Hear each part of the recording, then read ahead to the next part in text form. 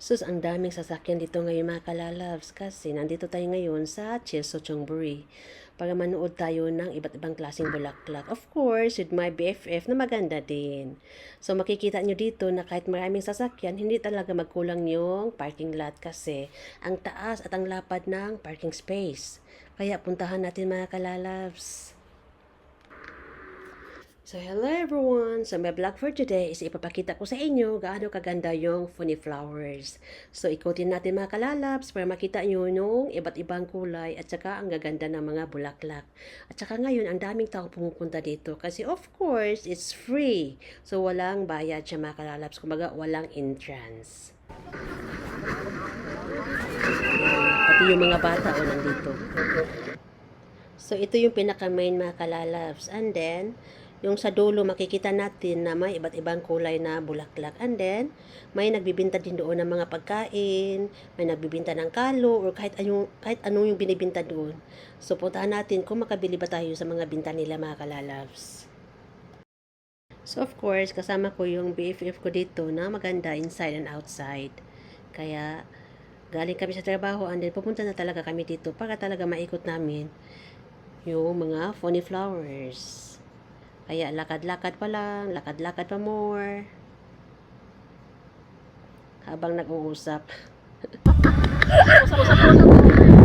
Doon, i-live mo din doon sa ano ha? On na kaya? Oo. Doon din sa Chongburi. Ah, Baka malaglag ko ako. Mahal yata. Jamboree. Hindi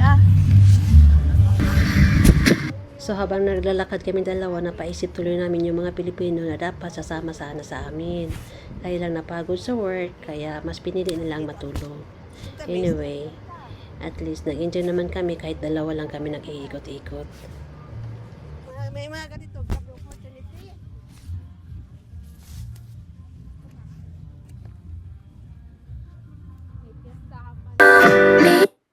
Ayun, dumating din kami sa nagbibinta ng kalo. So, dapat dalawa yung bibilihin mo. Kasi yung dalawa is worth of manon or 400 pesos. So, actually, mura lang ito mga kalalabs. Kaya nakabili ako dito ng dalawa. Para dalhin ko pag maganda talaga pagka-vibes mo yung kasama mo kasi hindi kayo madali na mag-uwi ka agad. Kaya, ayun. Ang tagal namin dito. Pili-pili hanggang nakapili talaga.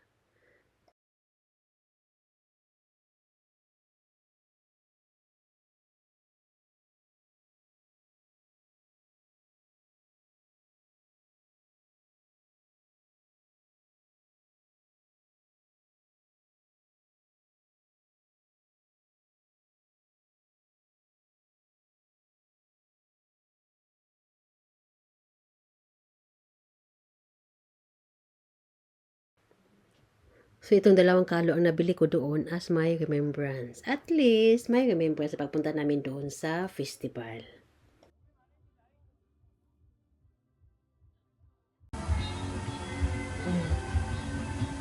So, medyo hindi na masyadong maraming tao ngayon.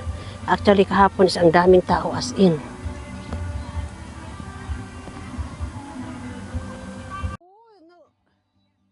Ang ganda talaga tingnan ng bulaklak, lalo na pag iba't iba ang kulay. May light pink, white, and then may fuchsia.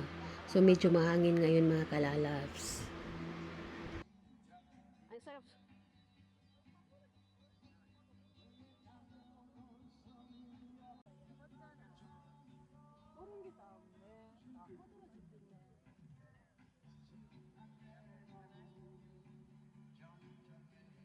시가 있었으면 좋겠어. 시가 뭐지? Bird! 우리바 사이길로. Yan. Enjoy life while walay trabaho.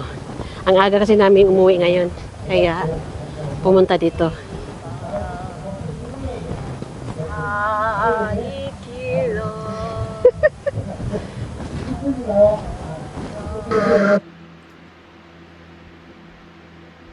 So if you like this video, please don't forget to click the notification below, like, share, comment, and subscribe. Thank you for watching!